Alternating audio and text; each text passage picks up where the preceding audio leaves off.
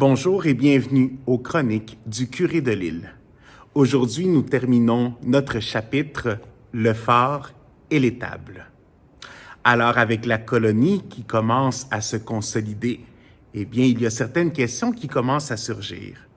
Surtout, bien des questions d'autorité, tant au niveau civil qu'au niveau spirituel. Et on s'entend, la colonie n'était pas encore un diocèse à cette époque indépendant pour prendre toutes ces décisions, mais les décisions venaient surtout de France et de Rome.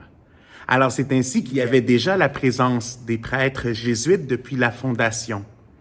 Et maintenant sont envoyés depuis la France 4 prêtres de la compagnie de Saint-Sulpice. À leur arrivée, c'est sûr qu'il va y avoir une adaptation.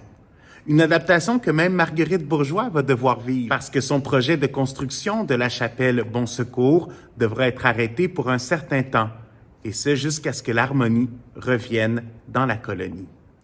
Un peu à la même époque, Marguerite Bourgeoys devra également accompagner Jeanne Mance pour un voyage en France.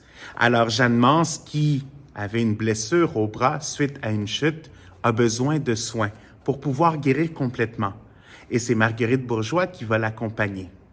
Mais à ce moment-là, ça signifie également laisser le soin de l'éducation des enfants, son projet du phare étable, entre les mains de religieuses qui avaient été envoyées de Québec pour une autre raison.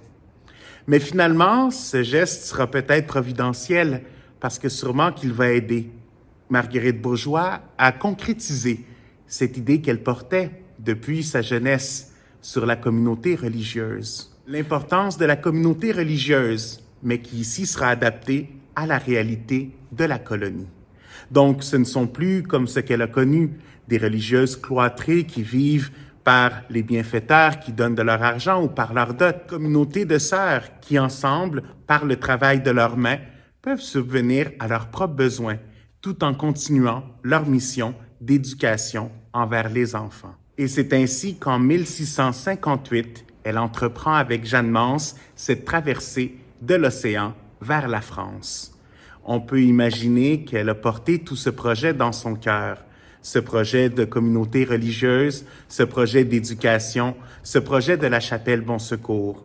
Durant ces longs jours de navigation, sûrement qu'elle a eu beaucoup de dialogue avec le Seigneur pour voir, pour discerner et accomplir cette mission qui lui était confiée. Dans l'Évangile de ce dimanche, le Seigneur nous dit « Je suis le chemin, la vérité et la vie ». Non pas comme un simple panneau de signalisation ou comme un GPS qui nous dit « Tournez à droite, tournez à gauche » pour arriver à destination, mais bien un chemin pour entrer en communion avec lui, pour faire toujours de plus ample connaissance de qui il est. Pourquoi? Parce que justement, en le voyant lui, nous sommes capables de pouvoir voir la vie même de Dieu. Parce qu'en vivant avec lui, en lui, nous pouvons vivre de cette vie de Dieu.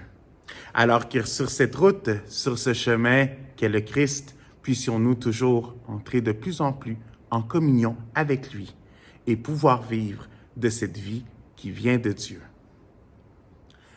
Pour les annonces paroissiales, alors je viens aujourd'hui vous demander vos prières parce que du 11 au 16 mai, donc la semaine qui vient, j'irai à Campbellton, au Nouveau-Brunswick, pour prêcher une retraite aux filles de Marie de l'Assomption. Alors je compte sur vos prières pour que cette rencontre soit une rencontre de communion et remplie des bénédictions du Seigneur. Merci et à la semaine prochaine.